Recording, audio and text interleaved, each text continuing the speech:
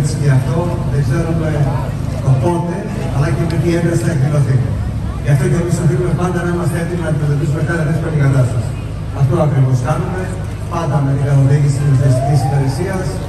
Εμείς είμαστε εδώ για να συνδράμουμε αυτό το δύσκολο έργο σε μια εξαιρετική άσκηση με ένα πολύ μεγάλο σενάριο που παρακολουθήσαμε σήμερα.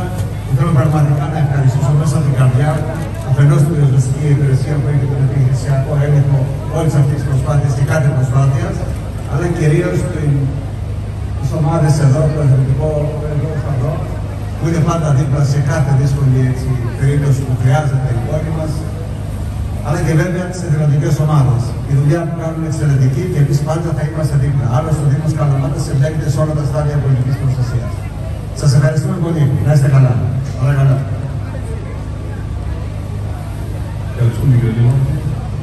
Ως εκπρόσωπος του Αρχηγείου του Διοικητικού Σώματος, θα ήθελα να χαιρετήσω αυτή την πρωτοβουλία που ανέλαβε ο Δήμος Καλαμάτας σε συνεργασία με την Πυροσβεστική Υπηρεσία Καλαμάτας και να συγχαρώ τόσο τους διοργανωτές όσο και τους συμμετέχοντες για την άσκηση που έκανε εις πέρας.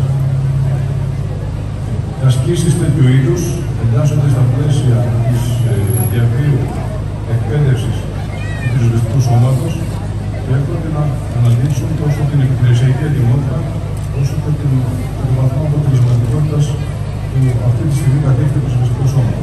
Πλέον όμως αυτό έρχονται να αναδείξουν και ένα άλλο σημαντικό παράγοντα, πόσο σημαντική είναι η συνεργασία μεταξύ όλων των φορέων οι οποίοι συνδράμουν στην πολιτική προστασία, γιατί όλοι ξέρουμε ότι στην καταστροφή δεν περισσεύει κανένα.